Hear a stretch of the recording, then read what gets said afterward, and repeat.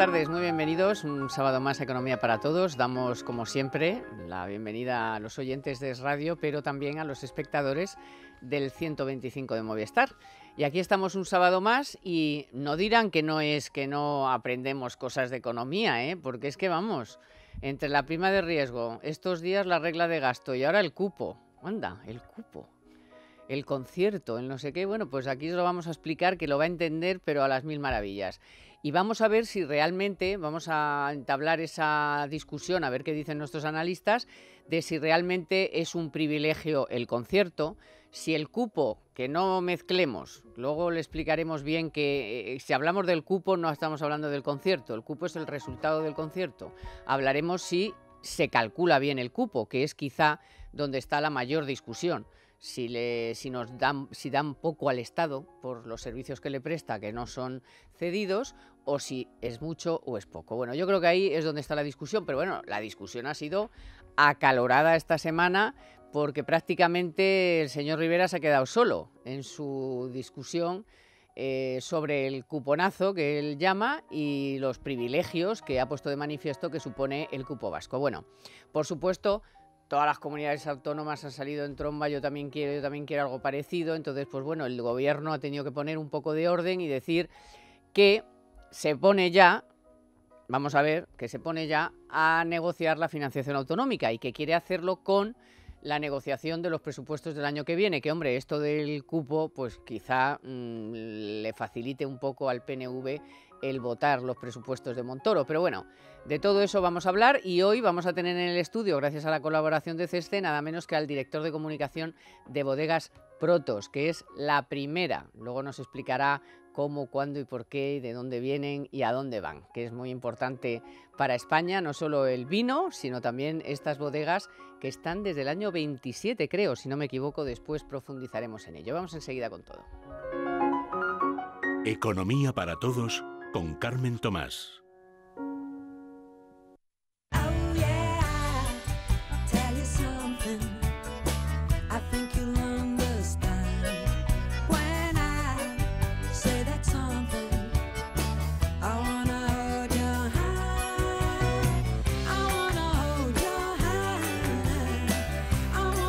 Bueno, el concierto vasco es un privilegio, el concierto navarro, porque claro, ya puestos a hablar del concierto vasco, ¿por qué no hablamos también de los fueros de Navarra, no? Manuel Llamas, muy buenas. ¿Qué tal? Muy buenas tardes. Y Luis Fernando Quintero, muy buenas. ¿Qué tal? Porque claro, si nos quedamos, ¿para qué nos quedamos solo en el País Vasco? Pues ya vamos a hablar también de Navarra y luego vamos a hablar de si eso, como está en la Constitución, pues no lo podemos cargar así en el Congreso sin más, con una mayoría o con una minoría, porque claro, habría que cambiar la Constitución y ya se sabe que cuando se cambia la Constitución en algo sustancial como sería esto, pues habría que desconvocar el Parlamento, convocar elecciones, hacer un referéndum, en fin, la de San Quintín, que a lo mejor se puede hacer, que es una cuestión de discutirlo, pero vamos, que me parece a mí que la cosa no va tanto por ahí como por el cálculo del cupo, que es de aquí donde está el problema. Y aquí el mayor experto, que lo hemos comentado estos días y que el diario El Mundo sacaba una entrevista antes de ayer, me parece,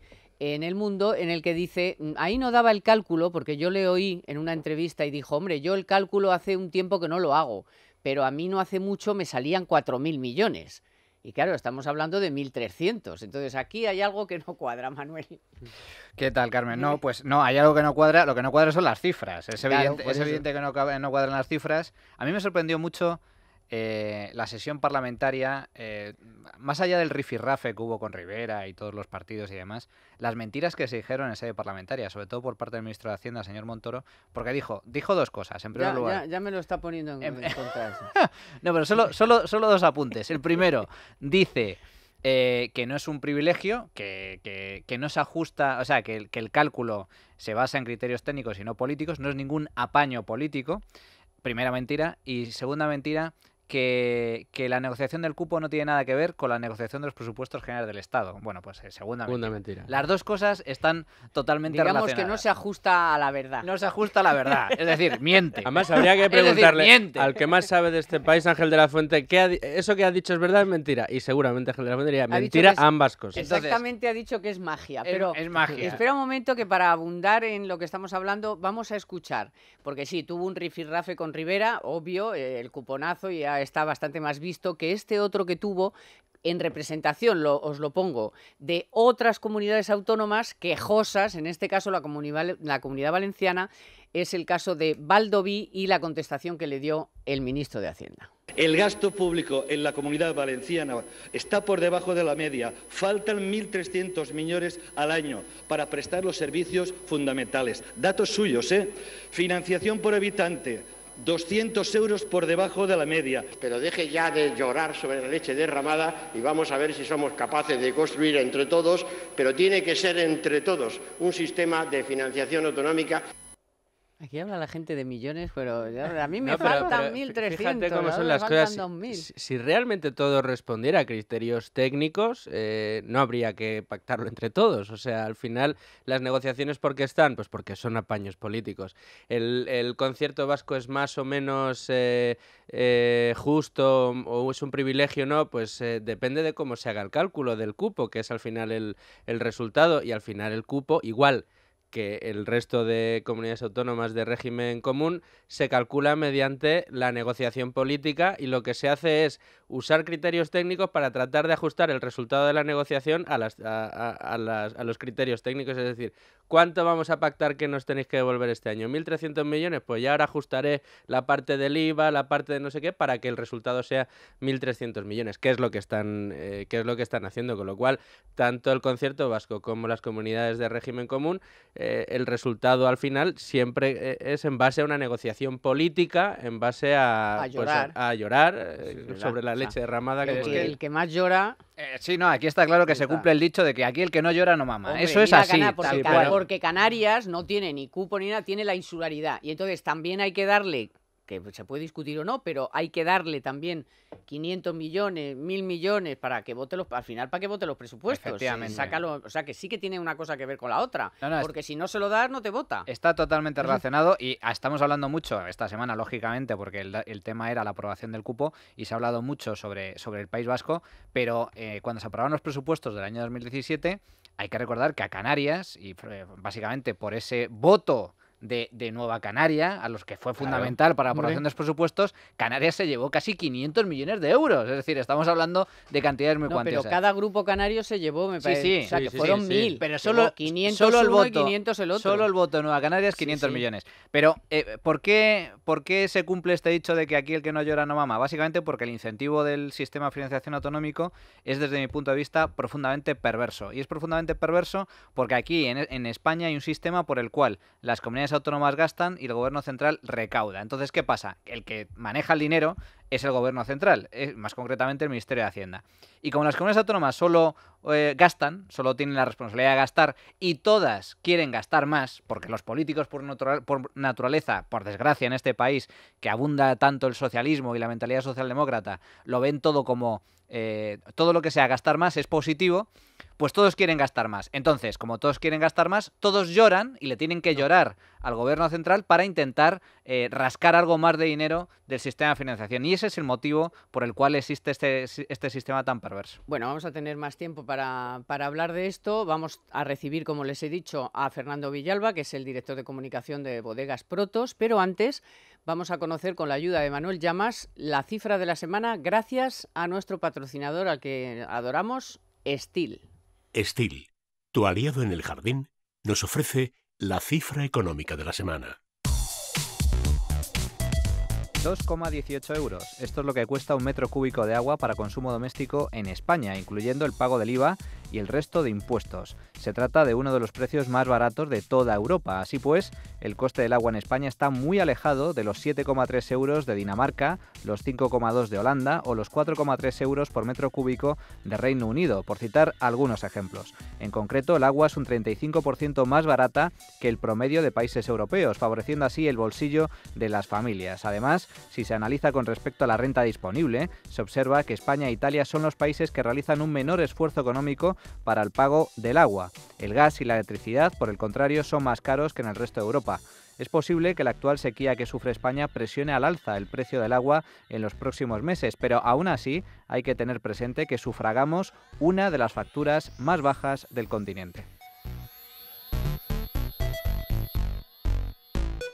Stihl, tu aliado en el jardín, nos ha ofrecido la cifra económica de la semana. ¿Tienes lo que hay que tener? ¿A qué me refiero? A Stihl, por supuesto. La más amplia gama de motosierras, desbrozadoras, hidrolimpiadoras, máquinas para cortar los setos, la leña, limpiar la terraza, quitar las malas hierbas. Encuentra tu tienda especialista del jardín en Stihl.es. Stihl, tu mejor aliado para un jardín perfecto. Elijo formar a mi equipo en prevención de riesgos laborales. Elijo ponerme gafas. Elijo ponerme guantes. Elijo ponerme el arnés. 20 años impulsando la cultura preventiva desde el Instituto Regional de Seguridad y Salud en el Trabajo. Comunidad de Madrid.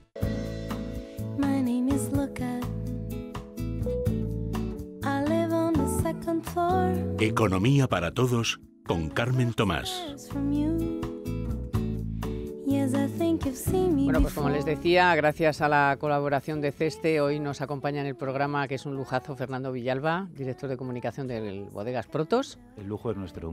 Muchísimas gracias. Muchísimas gracias por estar aquí. Y bueno, queremos contigo conocer más vuestro trabajo. Hemos leído y sabe un poco la gente más o menos, ¿no?, lo importantes que sois, el buen vino que es, porque aquí a cada uno que le he dicho, van a venir los de Protos, ¡ah! Yo no bebo vino, pero los que beben vino es los de Protos, eso es como el oro. De todas formas, ¿eh? Nunca estar, si le echas bueno. Pero es como el oro, o sea, es como hablar de eso, del dólar, yo qué sé, ¿no? De Protos. Bueno, tenemos la suerte que primero el vino es un sector, yo creo que muy llamativo para la gente en general, ¿no? Y tiene una vinculación emocional muy importante con los consumidores, ¿no? A la gente le gusta el vino, le gusta catarlo, aprender de ello, que conoce menos, entonces eso para nosotros es muy importante, ¿no?, estar en este sector y en eso somos afortunados, ¿no? Respecto a la marca, pues sí, evidentemente pues nosotros somos una marca que nos sentimos muy querida también por muchísimas generaciones de consumidores, ¿no? A lo largo de 90 años de historia, imagínate, pues son muchos consumidores y muchas sagas familiares las que Protos ha ido pasando prácticamente de generación en generación. Porque de hecho más o menos empezasteis como tal en el año 27. Sí, el año 27, en marzo de 1927 es cuando se fundó la primera en la Ribera, que así ya se llamó Protos, y el nombre es evidente, ¿no? Protos viene del griego, significa el primero, porque fuimos la primera empresa bodeguera como tal que comenzó en aquella prehistórica Ribera del Duero, ni siquiera era denominación de origen todavía. ¿Pero es también un poco un guiño primero, mejor? El primero... Bueno, nosotros nunca nos gusta hablar de mejor o peor, ¿no? A nosotros nos gusta hablar siempre del primero como una actitud, ¿no? De eso es lo que basamos nuestro eslogan de ser primero, que habrás visto por ahí, o lo que se ve en nuestra página web, o el nombre del primero, lo intentamos siempre enfocar no a una posición, sino a una actitud. La actitud de intentar hacer las cosas lo mejor posible y yo creo que ese es el valor más fuerte que tenemos. ¿Cómo habéis ido incorporando la innovación, la tecnología? Porque a lo largo de todos estos años supongo que la evolución ha sido... Claro, bueno, tremendo, ¿no? El vino es un sector que parece muy tradicional desde fuera, pero por dentro, aunque tiene mucho de tradicional, por supuesto tiene muchísimo de vanguardista, ¿no? Y las técnicas cambian. Lo importante en nuestro caso y lo fundamental para todas las bodegas es la materia prima. Esto sí que te lo puedo decir, ¿no? O sea, puedes incorporar lo que quieras, sí, pero lo fundamental es tener la mejor uva o intentar tener la mejor uva y una gran barrica y un equipo técnico que sepa jugar con ello. ¿Y cuándo os disteis cuenta que había que salir a vender fuera y si en esos primeros momentos os sentisteis un poco como pioneros, pues un poco solos y un poco como también ha evolucionado ahora mismo el apoyo que tiene la exportación, pues porque ha sido fundamental para el cambio de España, ¿no?, de su modelo productivo? Es fundamental. Lamentablemente para nosotros o el sector de vino en general en España exportamos o no exportamos todo lo que nos gustaría, ¿no? Nosotros empezamos hace 30 años con la exportación. Claro, hace 30 años, cuando la denominación de origen Ribera se fundó prácticamente hace 35 años, ¿no? En 1982, ya era algo arriesgado, ¿no? Y algo novedoso. Nosotros empezamos a exportar un poco a la contra, a la inversa de lo que generalmente hacían las bodegas que empezaban por aquel entonces. En vez de venir a Europa a exportar en países consumidores de vino a nivel europeo, nosotros nos cruzamos el charco y nos marchamos a Estados Unidos, México, a Centroamérica, ¿no? Y Sudamérica. Y aquello funcionó muy bien porque tenemos mucha hermandad evidentemente con América Latina, y allí nosotros estamos muy bien posicionados, ¿no? México es nuestra segunda casa, la República Dominicana, Estados Unidos son países en los que Protos tiene una presencia importante.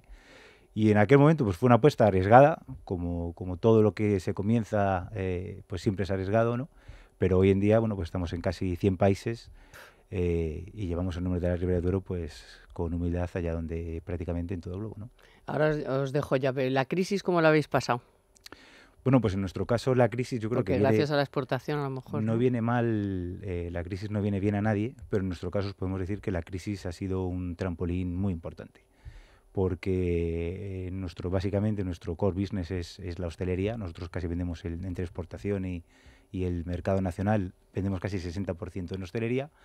Y antes, digamos que en la época precrisis, lo normal era que en cualquier restaurante pues tuviesen 25 denominaciones diferentes y de cada denominación pues 25 vinos diferentes, ¿no?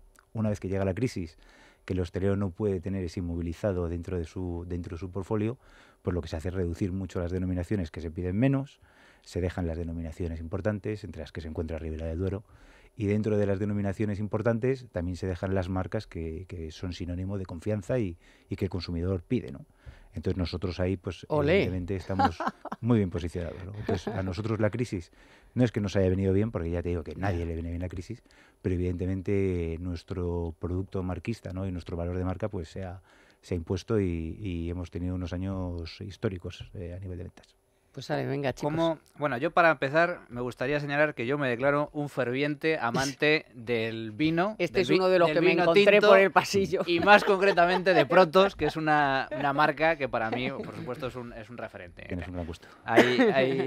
Bueno, me parece que es una marca que tiene el prestigio que tiene gracias a la calidad, a la excelente calidad del vino.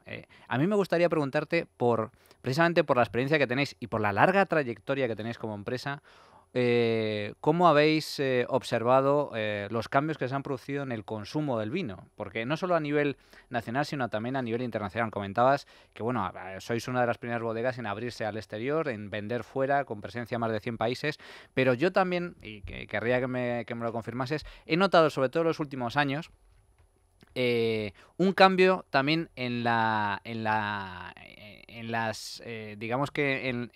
forma de consumir del español medio, ¿no? Hay muchas más marcas, pero también el consumidor medio de vino en España tiende a buscar la calidad.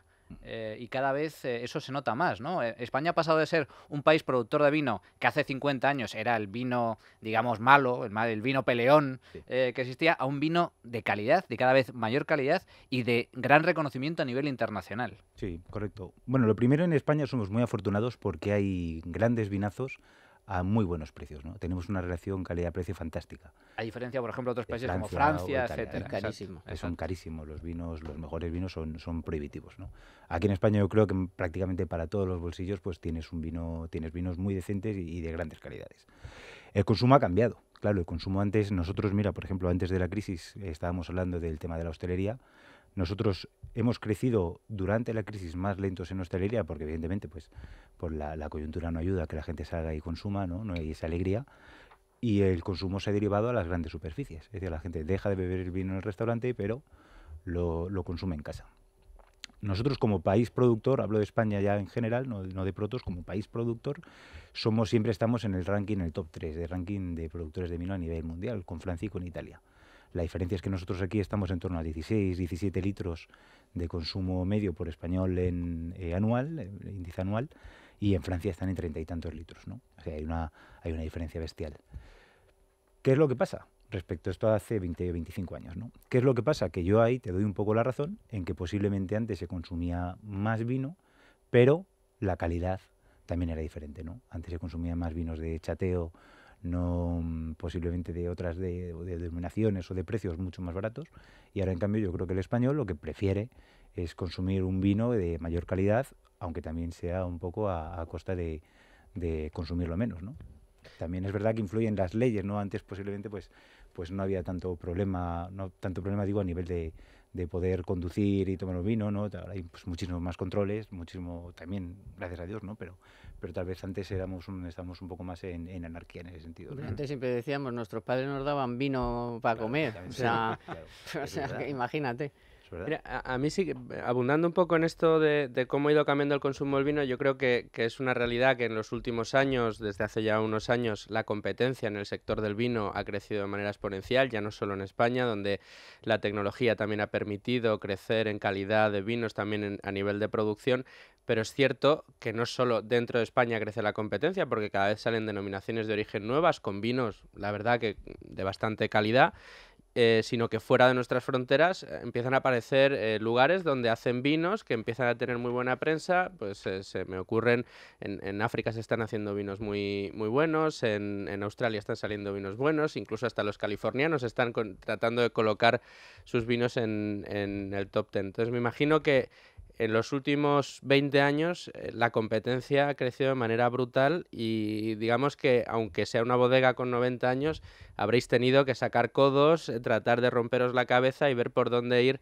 sacando las líneas de negocio y no sé si incluso sacando líneas de negocio adicionales. ¿Por dónde ha ido esa estrategia para poder seguir siendo los primeros o de los primeros siempre en el mercado? Bueno, la competencia, como bien dices, es bestial, ¿no? Evidentemente, la suerte entre comillas que podemos tener en el mundo del vino es que somos también en el mundo del vino muy nacionalistas, es decir, en el sentido de que es difícil que, por ejemplo, tú vayas a un bar en Valladolid y te encuentres un vino de Rioja, por decir un poco la competencia directa, ¿no? Y viceversa, es difícil también marcharte a Difícil hasta pedirlo, ¿eh? Y es difícil hasta pedirlo, ¿no? Hay que echarle valor.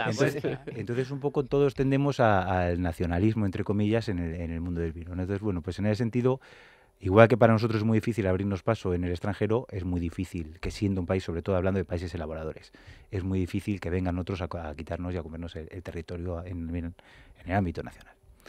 Ahora bien, es verdad que contra la buena competencia, lo que hay que hacer es primero no bajar los brazos y no bajar la calidad. Eso es fundamental. Nosotros siempre decimos que el éxito de Proto, o sea, realmente el éxito de nuestra bodega vino cuando dejamos de vender vino como tal y empezamos a vender confianza, ¿no? Cuando esa marca logra ese punto de que ya la gente cuando va a un lineal y tiene 10.000 botellas enfrente y ver que coge y no te vea como una marca más, como una botella, sino que busque confianza y sepa que va a acertar contigo, es por un lado una gran alegría, pero por otro lado es un reto, ¿no? Porque no puedes defraudar a esa persona. Entonces la calidad nunca ha bajado. Vías de negocio hemos abierto nuevas, ¿no? Hace apenas 10 años nosotros inauguramos nuestra nueva bodega diseñada por Richard Rogers, por el mismo arquitecto de la Terminal 4 de aquí de Madrid. Fue un hito en la Ribera del Duero, porque hoy día sí se habla mucho del tema de las catedrales del vino, los grandes arquitectos estrella, ¿no?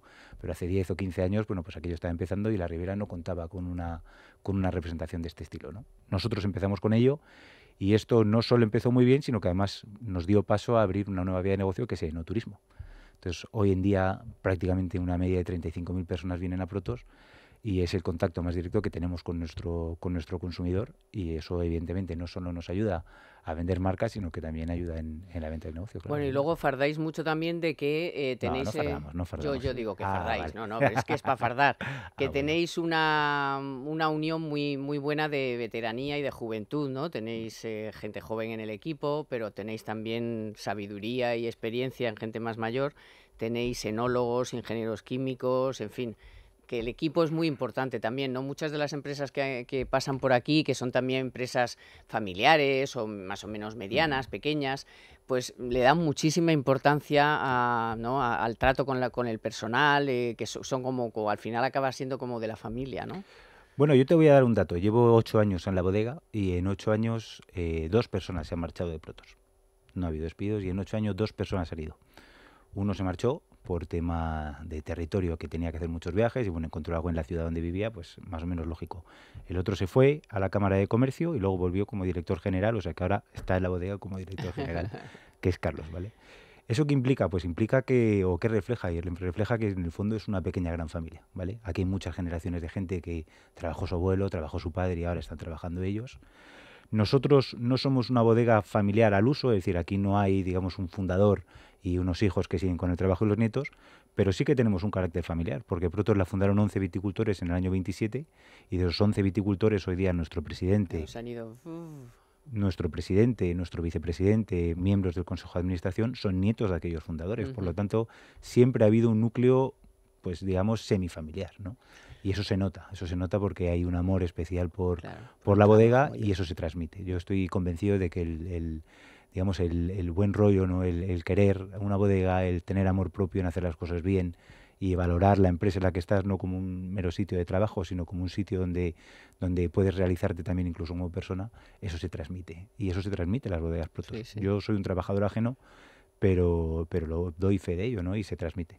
Sí, pues mira, este programa, lo bien que nos lo pasamos. Vosotros estáis en familia. Y transmitimos también, siempre, que lo bien que se transmite lo bien que te lo pasas.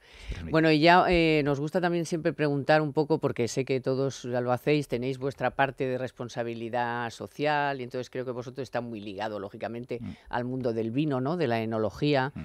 Para gente joven y... Bueno, nosotros empezamos a trabajar las redes sociales y todo lo que es la comunicación online de una forma muy seria, ¿no? y profesional hace 8 años y queríamos utilizar nuestra gran masa que tenemos de seguidores en redes sociales, casi 130.000 personas entre Facebook, Twitter, Instagram, etcétera, lo queríamos utilizar de alguna manera, ¿no? Entonces queríamos poner en marcha un proyecto de responsabilidad social corporativa.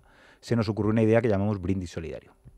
De esta manera, nosotros ayudamos con una donación de 10.000 euros a un proyecto que se haga en España, que tiene que estar hecho en España, ¿no? Y la diferencia es que en vez de elegir nosotros qué proyecto vamos a premiar, son nuestros seguidores en las redes sociales los que mediante una aplicación eligen qué proyecto creen que debe llevarse la donación, ¿no? Entonces, bueno, pues de esta forma vinculamos un poco todo, vinculamos la responsabilidad social corporativa, hacemos a la gente partícipe de este proyecto y a las propias ONGs que se presentan para optar a ello. Muy bien, Fernando, pues muchísimas gracias. Es Fernando Villalba, que es director de comunicación de Bodegas Protos, que hoy nos ha acompañado y nos ha contado un poco pues que cumpláis otros 90 como mínimo, ¿no? Pues muchísimas gracias. Estamos en ello, o sea que tenemos buena salud y esperemos que dentro de 90 años pues lo sigamos contando todos juntos aquí. Yo lo he intentado muchas veces, pero me han contado que de pequeña me caí en una marmita y entonces no bebo vino, pero no lo descarto del todo.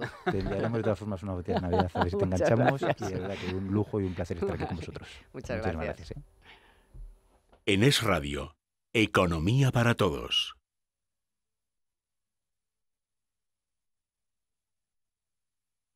Economía para Todos. ¿Qué hacemos con nuestro dinero?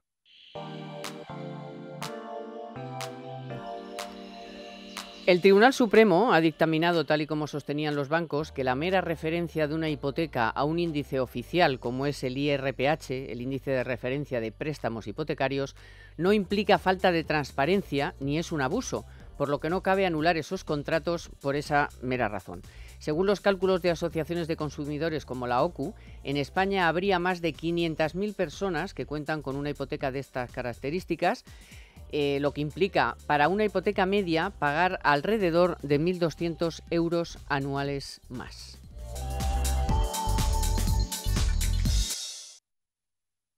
El tren con destino a los valles se encuentra situado... Lo que daría por vivir algún día en el campo. ¿Alguien ha dicho lo que daría? Date esa oportunidad. Trae tu plan de pensiones a BBVA y llévate un 3% de bonificación por cualquier importe traspasado. Consulta condiciones en BBVA. BBVA, creando oportunidades. No volverá a ocurrir, de verdad. No me caen bien tus amigas. No puede haber secretos entre nosotros. No entiendo por qué te pintas. No quiero ver a tu familia. No me dejas otra opción. No te enteras de nada. No eres nadie sin mí. No sabes ni no vales de nada. Ni una gota más. Contra la violencia de género. 012 Mujer. Comunidad de Madrid.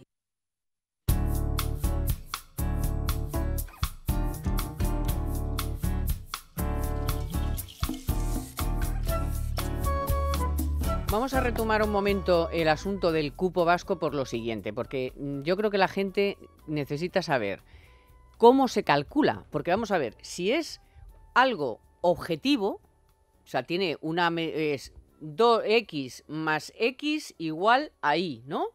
pues ¿por qué se discute? O sea, si X es X y Y es Y, pues ya está. En teoría, ¿entonces por qué? En teoría, ¿Sale otra cosa? En teoría la fórmula se conoce, la fórmula está establecida, reflejada en la es ley. objetiva. Está establecida en la ley del concierto. El problema no es la fórmula, el problema son los números. Y como bien decía Ángel de la Fuente en esa entrevista a la que hacías alusión, Carmen, que Montoro me enseña los números. ¿De dónde salen estos números? Porque los números aparecen ahí, los famosos 1.300 millones de euros, pero no se sabe cómo se hace la cuenta.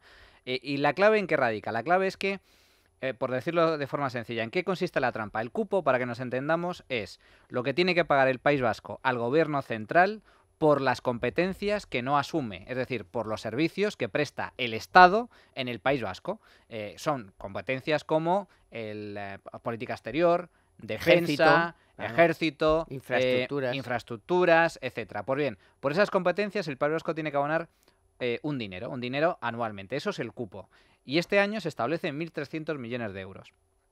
Bien, ¿cuál es el problema? El problema es que tradicionalmente el coste de los servicios públicos que presta el Estado está infravalorado. Es decir, el precio de esos servicios o el coste de esos servicios en realidad es 100, pero se contabiliza, o el País Vasco contabiliza que son 50. Por lo tanto, paga mucho menos. Es decir, estamos subvencionando el resto de españoles al País Vasco porque nos hacemos cargo de esa factura. Y luego, en segundo lugar, hay un ajuste que es el ajuste por consumo a consumo de IVA. ¿Y esto qué significa? Significa que como el País Vasco recauda todos los impuestos que se generan en esa región, lo que consiste el concierto. Exacto. A excepción de las cotizaciones sociales, también recauda el IVA.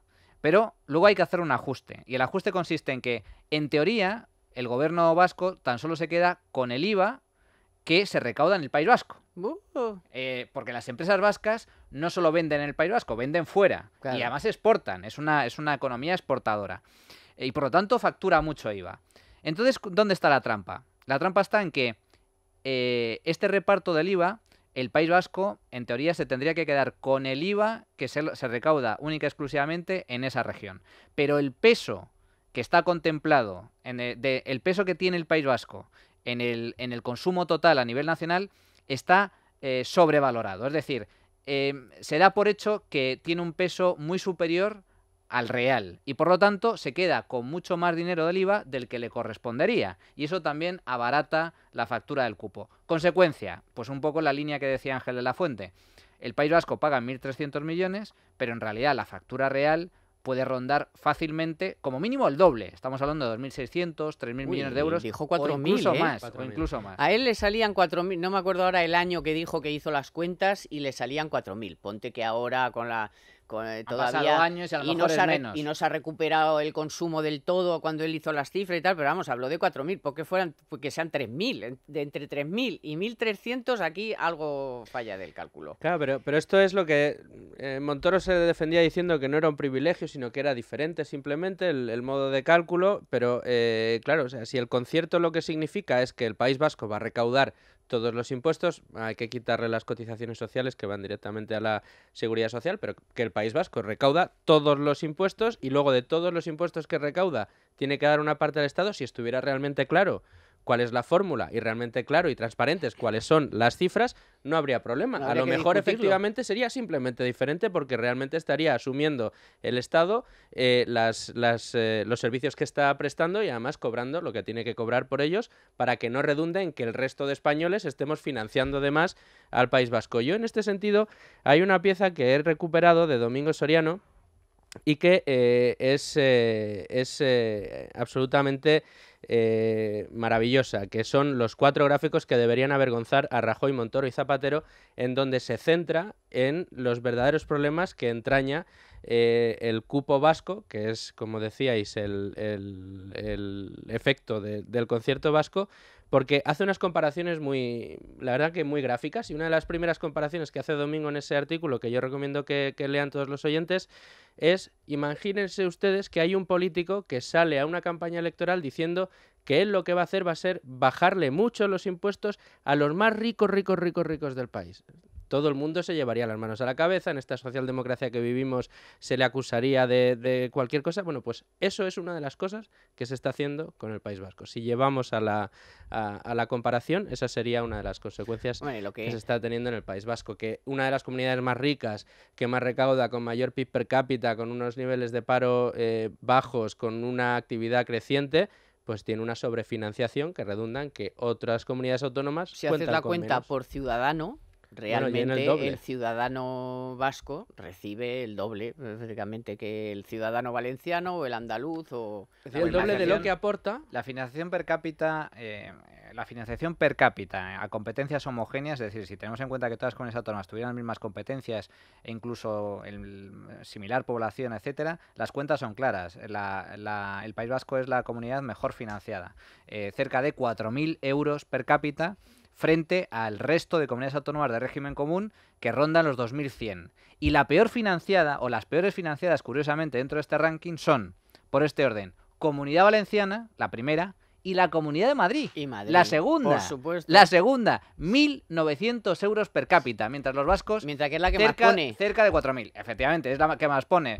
Por lo tanto, ¿cuál es el problema de fondo? El problema de fondo, desde mi punto de vista, es que yo creo que una cosa es el cálculo del cupo y otra cosa es el tema del concierto. Es decir, los fueros y el concierto funciona bien. Es decir, el País Vasco y Navarra tiene un nivel de vida muy alto, tiene una administración bastante eficiente en comparación con otras comunidades autónomas, entre otras cosas porque ellos son los responsables en recaudar para financiar sus propios servicios. Ahora bien, una cosa es eso, pero y otra cosa... Son dos guas. Claro, pero... ahora vamos a hacer Otra es el cálculo del cupo. No, y ahora vamos a trasladar... Pero espérate, son responsables fiscalmente de lo que recaudan, pero también porque saben que luego tienen una negociación en la que la parte que tendrían que devolver es infinitamente menor.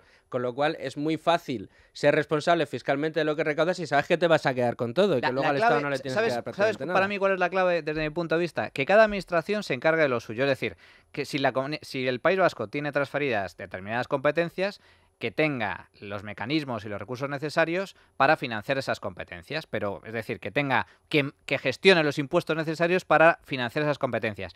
Y las competencias que sean del Estado las tendrá que financiar el Estado. Lo que es un auténtico follón es lo que existe en España, en donde las competencias están transferidas, pero las comunidades autónomas solo gestionan el gasto, no gestionan los impuestos y por lo tanto no pueden no son responsables fiscalmente de esos servicios. Por poner un ejemplo, si una comunidad autónoma decide disparar el gasto público en un determinado área, pues debería ser responsable, tener corresponsabilidad fiscal y decirle a sus ciudadanos: señores, ¿quieren más gasto público? Pues voy a subirle los impuestos para financiar esta partida. Pero esto no sucede así. El que tiene que subir los impuestos es el gobierno central. Por lo tanto, ¿qué pasa? Que la comunidad autónoma le dice al gobierno central: oiga, yo estoy infrafinanciado, oiga, es que tengo una deuda histórica, oiga, es que España nos roba, necesito más dinero. Oye, pues no. Que cada comunidad autónoma, que cada administración se encargue o tenga los impuestos necesarios para financiar sus recursos. Que exista lo que muchos defienden, que es la corresponsabilidad fiscal. Usted tiene tales competencias, usted tiene estos recursos, estos impuestos que maneja usted. Y allá arrégleselas usted. Si usted quiere subir los impuestos a sus ciudadanos, es su responsabilidad. Si se los quiere bajar, es su responsabilidad, pero déjase de que vamos a enlazar, porque si no se nos va el tiempo. Vamos a enlazar esto con Cataluña, porque ahora viene la segunda parte de la cuestión.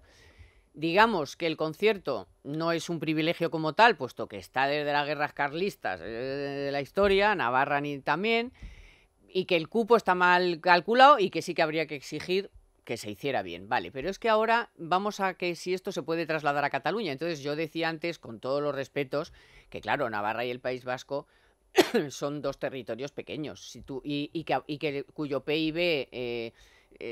respecto al resto de España, pues es no muy es el 20% pequeño. No como es el 20% de Cataluña. Entonces, claro, traspasar lo que sería un concierto vasco a Cataluña sería inviable, no salen las cuentas ni de ninguna manera. Entonces, ¿cómo se va a solucionar el asunto de la financiación autonómica? Porque, claro, yo le he oído a Montoro, es verdad que dice cosas y otras, pero esta semana ha descartado dar más dinero a Cataluña y en la nueva financiación, y que se va a hacer un sistema de financiación en el que no esté primado nadie, claro, quitando País Vasco y Navarra. Bueno, vamos a ver, estas son las premisas que ha puesto encima de la mesa, luego ya veremos si son o no. Pero está claro que un concierto no se puede dar en Cataluña. Yo te aporto una cifra, Carmen. Si Cataluña tuviera un sistema similar al vasco y mantuviéramos todo igual, que es que para mí esa es la aberración, es decir, no existe una igualdad real en esta materia porque hay comunidades autónomas que tienen un sistema y otras que tienen otro. Entonces, si Cataluña lo consiguiera y el resto siguiera igual, con el mismo modelo de financiación y con el mismo sistema de solidaridad interterritorial, Madrid tendría que aportar, la Comunidad de Madrid, que es aportadora neta porque son las comunidades más ricas de España, tendría que aportar 10.000 millones de euros extra de lo que está aportando. Pero teniendo en cuenta que ya recibe menos de lo que le corresponde. Exacto. Sí. Tendría que aportar al sistema, a la financiación, 10.000 millones de euros extra para que todo se mantenga exactamente igual, puesto que Cataluña dejaría de aportar, básicamente. Y eso significa que cada madrileño, básicamente, tendría que poner encima de la mesa otros 1.500 euros al año extra para el sistema de financiación. Sería... hablando en plata, nada, nos frían impuestos. A los madrileños nos freirían impuestos. Perdona, es absolutamente insostenible. Y destrozarías el motor económico de España de un plumazo desde el primer día que se apruebe. Porque claro, si obligas a la Comunidad de Madrid a freír impuestos a contribuyentes, empresas y demás, la vitalidad empresarial que hay en España sería, con perdón, a freír espárragos, porque te cargarías el motor de la economía en España. Pero bueno, está claro que nos enfrentamos a este asunto y que da la sensación de que las negociaciones parece que no lo descartan. Por ahí van los tiros. Los tiros no pueden ir por ahí porque se arma la de San Quintín, que no. El ministro de Economía dijo que bueno, que todo se podía hablar, que no, sí. Vamos, es que fue de Guindos el que no cerró la puerta al que cupé. si el pacto de fiscal... Guindos no es el que tiene la Moniz. O sea, aquí el que tiene el dinero y el que dice... Es el de las flautas, pitos, flautas, el pitos flautas es el que tiene el dinero, que es el de Hacienda. Y este es el que viene el comando del gasto, que de Guindos puede decir lo que le dé la gana porque él no tiene que hacer las cuentas, pero el que tiene que hacer las cuentas es él. Y fíjate, la que está organizada, o sea, la que me parece muy bien, ¿eh? Aquí, ayuntamiento que no cumple, me da igual que sea el de Madrid o el de Bollullos del Condado. Usted no cumple, usted presenta planes. Ah, no presenta planes, me toma el pelo. Vale, pues mira, 3 y no más. Ala. Y bueno, la que está montada en el Ayuntamiento de Madrid, al margen ya de todo esto. Claro, es que todo esto va a traer cola. Yo ya os conté, bueno, no sé si lo escuchasteis, pero el sábado pasado ya conté que a la tercera reunión, que fue el día 2 de noviembre a las 5:30 de la tarde en el Salón Goya, el Ministerio de Hacienda, la señora Carmena se comprometió a cesar a Mato. Ahí sigue. Llegó al ayuntamiento y ya se olvidó de lo de... Eso quiere decir que la señora Carmena no pinta un pimiento. Y de hecho, el follón que hay montado, según cuenta en Libertad Digital Diego Sánchez de la Cruz, es morrocotudo ya. O sea, eso ya es el tócame-roque.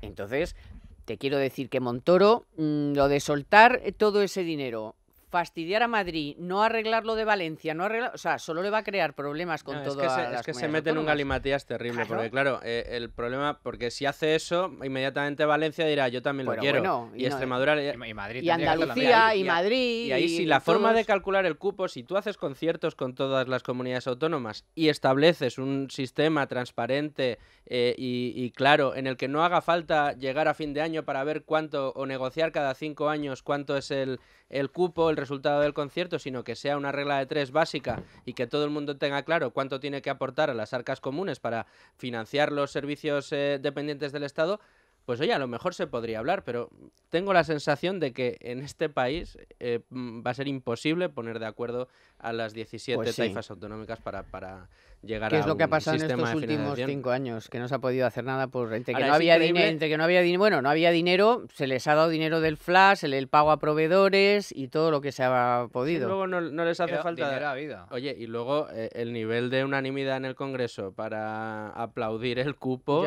quitando a Ciudadanos, ha sido espectacular. Sí, ha sido espectacular. Bueno, vamos a seguir hablando de Cataluña porque desgraciadamente sigue arrojando malas cifras y ya hasta el ministro de Economía, al que vamos a escuchar después, pues empieza a poner los puntos sobre las íes. Pero vamos primero con la noticia de la semana de Telefónica. En Economía para Todos, la noticia de la semana con Telefónica. Tuenti ha anunciado que pone a disposición de todos los clientes una oferta de fibra sencilla digital, personalizable, sin compromiso de permanencia, con la calidad de Telefónica y a partir de 36 euros al mes. Esta oferta contiene fibra 20 LOL con 50 megabytes simétricos de fibra y móvil con 1,5 gigabytes de datos y llamadas a 0 céntimos el minuto. Como todas las tarifas de 20, lleva llamadas de voz digital ilimitada y si el cliente desea la mayor velocidad de datos disponible, que son 300 megas simétricos, deberá sumar 10 euros a los 36 iniciales. Con ello, el cliente también tendrá todas las llamadas móviles ilimitadas. En Economía para Todos, la noticia de la semana con Telefónica.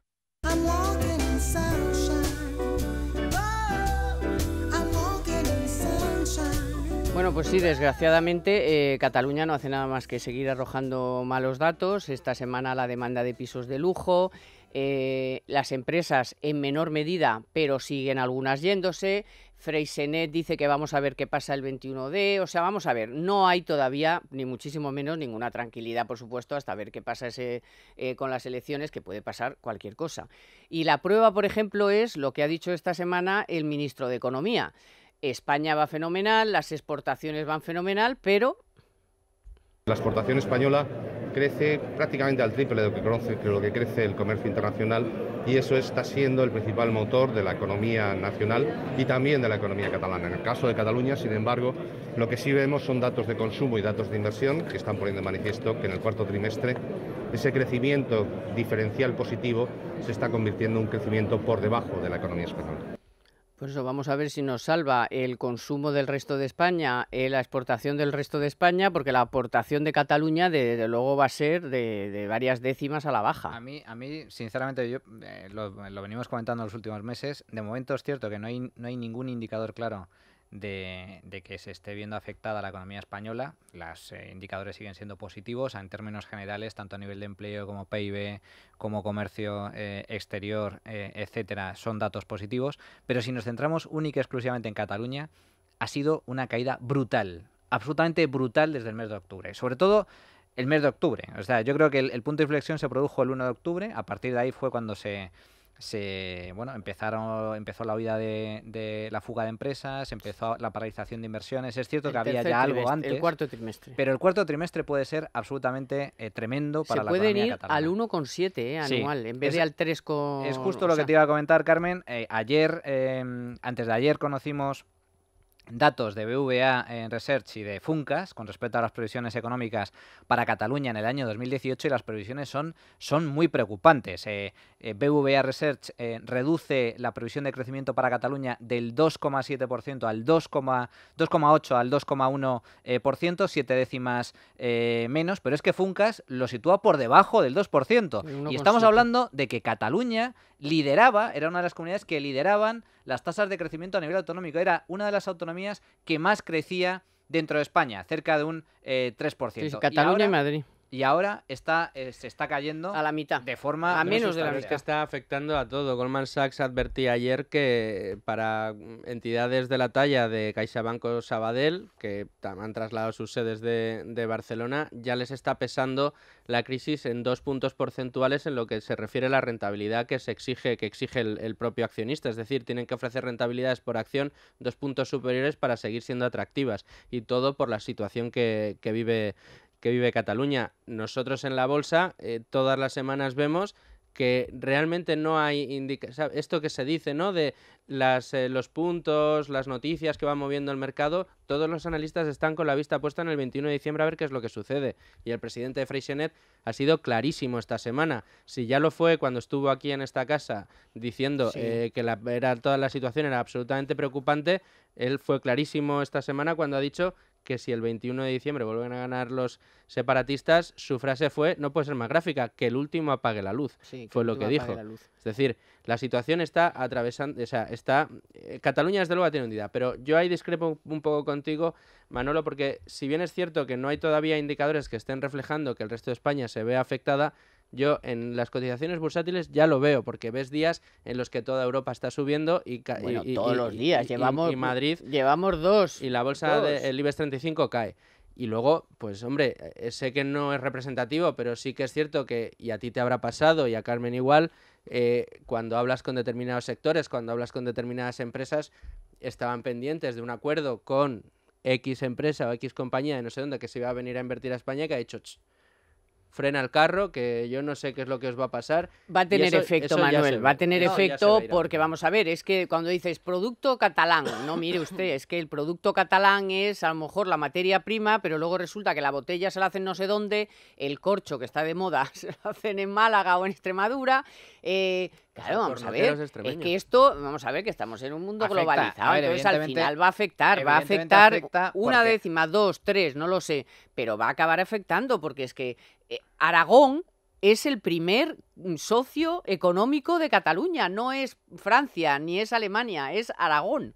No, a ver, es evidente que va a afectar, entre otras cosas, porque Cataluña sigue representando el 19% del PIB dentro de España, por lo tanto, va a afectar. Ahora, dicho eso, por ejemplo, el ministro de Guindos lo contabilizó en cerca de 5.000 millones de euros, pero es cierto que puede afectar y puede ralentizar algo el crecimiento de España, pero que a lo que voy es que lo sustancial, el impacto gordo se está produciendo en Cataluña. Sí, y en Cataluña es donde se está viendo cómo se están desplomando todos los indicadores. Sí, ayer mismo en la redacción Manolo, y no me dejarás mentir, una de nuestras compañeras leyó una noticia que decía, se está frenando la huida de empresas de Cataluña. Hoy solo se han ido 20 y se echaba a reír como diciendo, hombre, ¿cómo que solo se han ido 20? Es que a este paso no queda ni una, claro. Y decías tú, Manolo, en la redacción, decías, ya, pero es que se estaban yendo 200.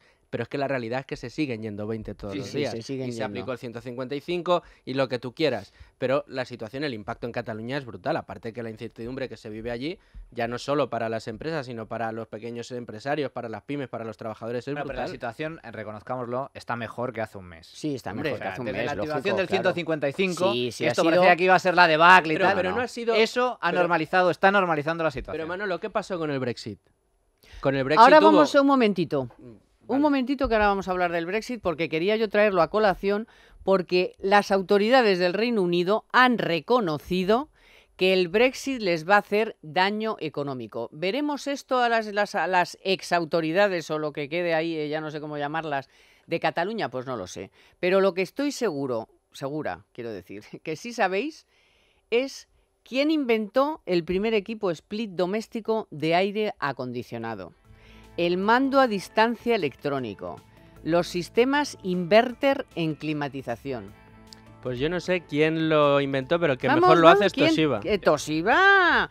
Toshiba, porque Toshiba lidera la innovación en calefacción y aire acondicionado con sistemas bomba de calor inverter eficientes, fiables, duraderos y además son estéticos, protegen tu bolsillo.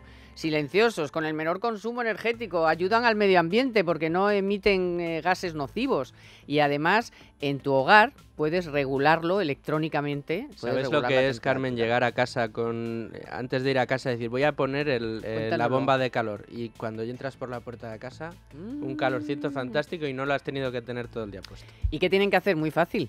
En el navegador quiero un Toshiba y Toshiba les manda a un especialista que les hace un presupuesto sobre su preinstalación y ya lo saben, calor en invierno, fresquito en verano y agua caliente todo el año. Toshiba.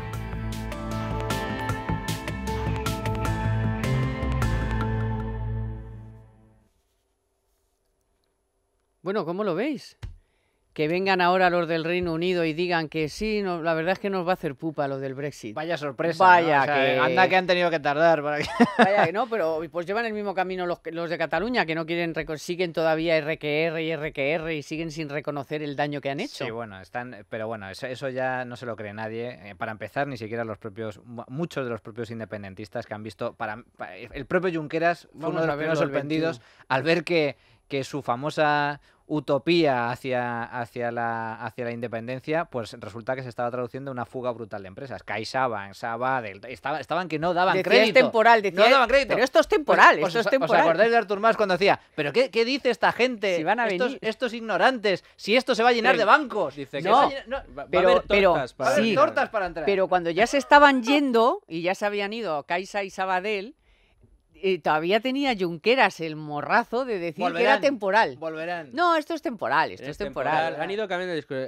Que no se iban a ir, luego que esto era temporal, luego que esto era porque el gobierno las estaba obligando. Y ahora ya el discurso que están haciendo es ¿qué más da? Pues ya nos recuperaremos. No, O sea, ahora, ya es resignación. ahora el discurso es, ¿pero van ustedes a acatar el resultado de las elecciones? O sea, como ya han pasado por todos los posibles argumentarios, sí, ahora ya es poner en duda que los constitucionalistas van a acatar el resultado de las elecciones. Se va a acatar, eso es evidente. Hombre. Eso es evidente que se va a acatar y es muy probable, las cosas como son, que vuelvan a ganar los nacionalistas. O a lo mejor se produce ese nuevo triunvirato, que yo creo que por ahí van los tiros. RC, no nos PSC, asustes, sí, no nos asustes RC, con PSC y PSC. Colau. A mí no me extrañaría que fuera algo así.